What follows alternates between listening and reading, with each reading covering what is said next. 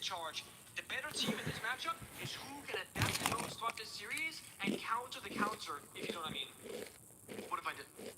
Well, then it's Is there a better angle that I have for this? I know it. Good. It's a slow start so far with W7m. They're taking it cautiously this first round. Was Benja a little bit too slow? W7m will look to pop this bubble of the defense upstairs. You said apply some pressure. Benja could go for a jump out on the KZ. Right now, that's exactly what happens. Get under their skin. Virtue taken out as Herds is in the middle of the bomb site. W7m have read into this so well, G2 have to retake now. They've been caught wanting. And Herds can box them out now. JV92 on this sends on a collision course down through blue. Looks the wrong way. Oh, but he There we go. it. That'll be fine. W7m to enter through escape tunnel, dirt tunnel. No My stomach is still fucking killing me. Julio has the diffuser, control of the bomb site for W7m, reaching about 45 seconds now. Yeah. Door opened up, Nako now. This is going to be the entry point. Third force back. Oh, and alley Mount gunned down. This Okay, is 2-2. Blur gets one kill. It's all up to Benja. Fuck. W7m, the triumphant start that they were looking for. Volps now holding on to the diffuser as Julio died earlier on. That leaves Herds, who's now been in here for quite some time to wait, sit pretty. He'll catch Benja, Damn it. but Volps does it first. W7m take round one. Herds with a beautiful opening. Finds the weakness. There are so many people off the bomb site. I wonder, could I just walk on in, find that isolated member of Virtue in the smoke, take him down and say, guys, the bomb site is clear. You see it? Great opening. The aggression from G2 was there, but they were outread and outsmarted strategically on this opening round. A beautiful trade between JV92 and Doki. That wasn't a trade, and either side came out on top. It just really made it more difficult on the losing side. It really was. I mean, this happens to teams when they extend a little bit too much on this bomb site and on this map in particular. Wow, that's a nice shot by Volps. Good lord. That was a nasty ass shot. Didn't get to see it from his perspective, but when you do, it's a thing of beauty. If you're going to invest so heavily on that top floor, if you're going to put 4 players off the bomb site, that's fine. But you need to ensure that your anchor can A, defend themselves, and B, sound the alarms when things go real bad. And I think G2 got that message, but they were just too extended at that point. Yeah. And the thing with a team like is that if you on defense are not playing intel operators, you don't know where W7m is at that point in the match. In that particular round, they could be anywhere. Yep. So yeah, it's easy for Benjamaster to try to get back to the bomb site. It's easy for Blur to try to get back to the bomb site. But what if you run into W7m in the process? Yeah, that's the thing.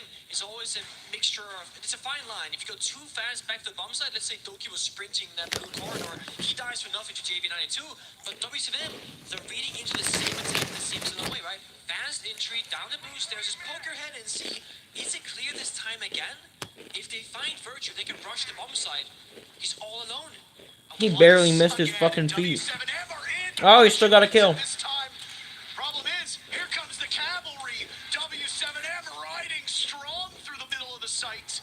And they've got the back of this bomb site all theirs, but wait a minute, Virtue makes something work of it as both teams trade back. Down goes Benja inside of blue, an early funeral. What a tempo from W7m that we see. That's only the first minute. 5 players are on. Doki losing out on an opportunity. Turns sideways from Mono. Fuck. And Blur dies from the same place that Benja went down. 2 in a row from W7m. The second quicker than the first. You always have to think about as a player in the server, okay, if you're G2, well, they rushed the first time. They're not going to do it again. And for W7m, they're going to go, actually, we are. But this time with more manpower. And even though Virtue found 2 kills on the bomb side, because there was 4 members next to each other from W7m, they overman him. And they get the control. And again, G2 are playing retake. It's counter. It's so fucking unfortunate to get shot at the fucking kneecap.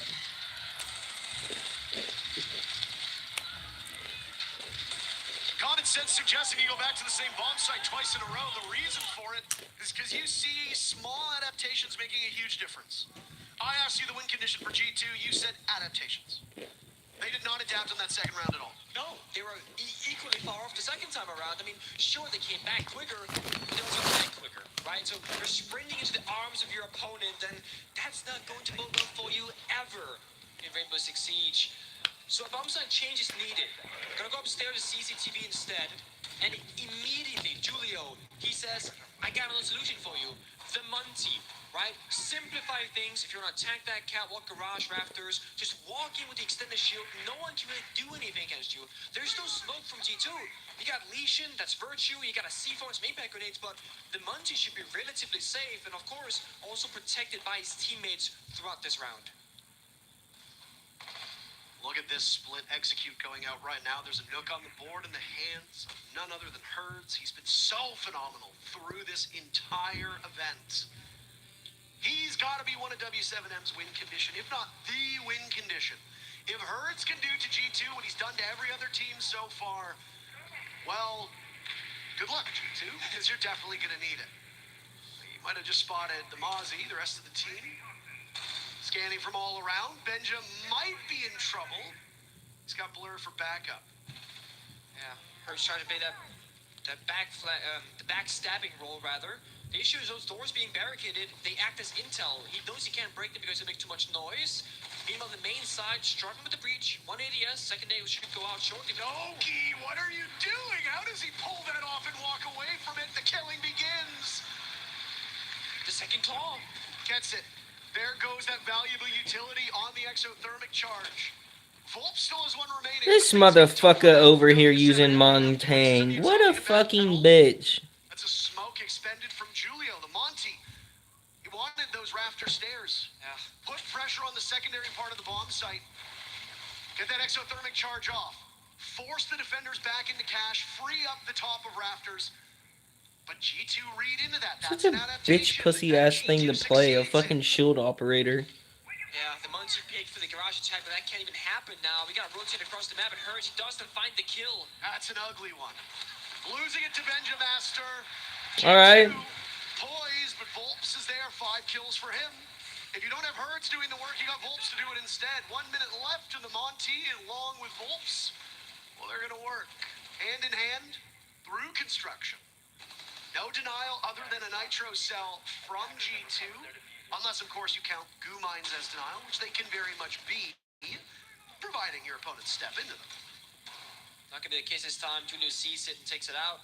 Monty could have scored the Volps into the bombs of the crossfire between Virtue and Blur, and top red and Catwalk is hard to deal with. The sound of the Monty is going to be deafening to these G2 players. Julio gets flashed by his own teammate, Volps. Nice. Secondary utility. Shield out. The pistol does so well, and this is Julio reunited with the shield that he used to be so dominant on. But he's running out of time amidst the smoke. He'll have to go for the diffuser plant. Off it. There goes an impact. He's actually pulling it off quite well, but it's... He stabbed him. Let's go. G2's on the board after the mayhem that was that third round. CCTV is such a strange bomb site. If you get that external server wall opened up, it's relatively easy. But when you don't achieve step number 1, there's almost no way to reach that second step of garage attack.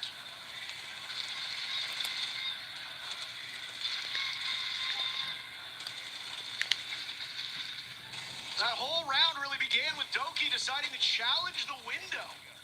Saw the player from W7M drop. Believe it was KZ. I could be wrong. It's that fray that happened. But Doki decided to challenge the window. Why? I mean, A really remarkable thing. He gets the electric claw off, denies one side of the bomb site, pivots towards the window, but denies the player on the other side of it. Excellent utility work. Taking matters into his own hands. Bit of a technical pause right now. Player cams needing to be fixed just ever so slightly. okay.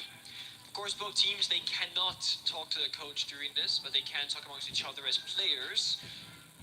Bomb rotation for G2 has to be highly prioritized, right? Do you go back to basement, do you go bar, do you go gym? Because they're all 4 bomb sites on Clubhouse, super playable. It all comes down to where you feel like you are the strongest, or where you feel like you can deal with the opponent's strategies easier. We've seen basement twice, didn't work out, so it could be a basement turtle strat rather than an aggressive roam.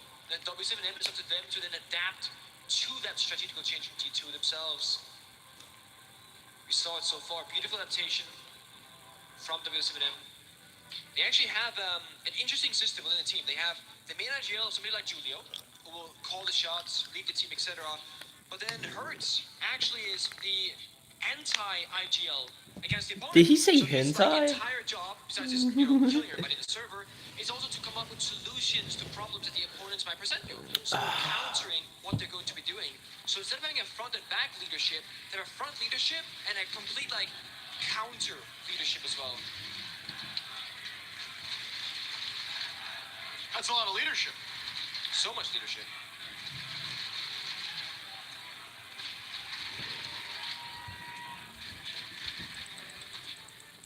T2 winning 2 rounds on this first half of Clubhouse. On defense, I mean, that's not where they want to be. It seems like every single time we talk about a map, we have to say the same set of phrases. In this case,